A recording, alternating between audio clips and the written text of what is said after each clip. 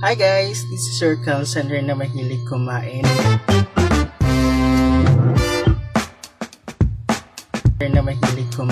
And for today's video, mag-unboxing tayo ng in-order ko sa Shopee para mas maging clear pa yung voice habang nagba-vlog. So, umorder ako ng wireless microphone yung ginagamit sa mga pagba-vlogs. At eto na siya, dumating na siya. F11-2 microphone. So, let's do the unboxing. Tignan natin kung maganda talaga siya. So, here we go. So, syempre, first of all, again, yung brand. Hindi ko siya nababasa kasi Chinese siya. Pero ito, nakalagay, wireless microphone. Yan natin. Wow. Syempre may pag ganito, yung sa mic siya, cover, yung parang phone nga, dalawa. Tapos, yung pinaka mic niya, dalawa din, para just in case na may makasama ako sa video or sa susunod na videos, is clear din yung salita niya. And syempre, meron din dito yung kinakabit mismo sa phone. Ito yata yung adapter. Yan. Meron siya ng pang iPhone dito sa taas. Ito, Type-C. Tapos meron din pang Android phone. At meron pang isa dito.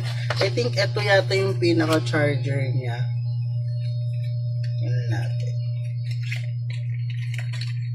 Charger nga. Ito ay Type-C charger. So, try natin kung gumagana yung ka-order ko sa Shopee. Tingnan natin. I-connect ko siya sa dito sa phone ko. Wait lang. So, ito na. I-connect ko siya sa phone ko. So, ito yung voice ko pag wala yung microphone. And syempre, ipipress natin dito para mag-turn on siya. Wait lang, ikabit ko lang muna.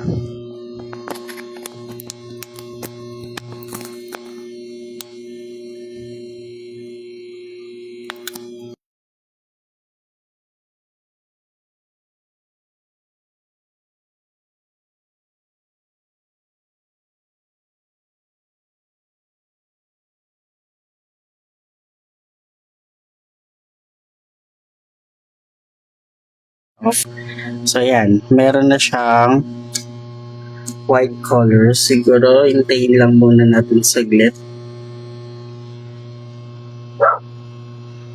And test na natin kung malinaw na siya.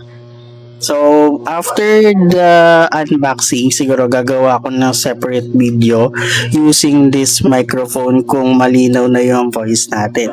So, yun lang muna for today's video. Bye-bye!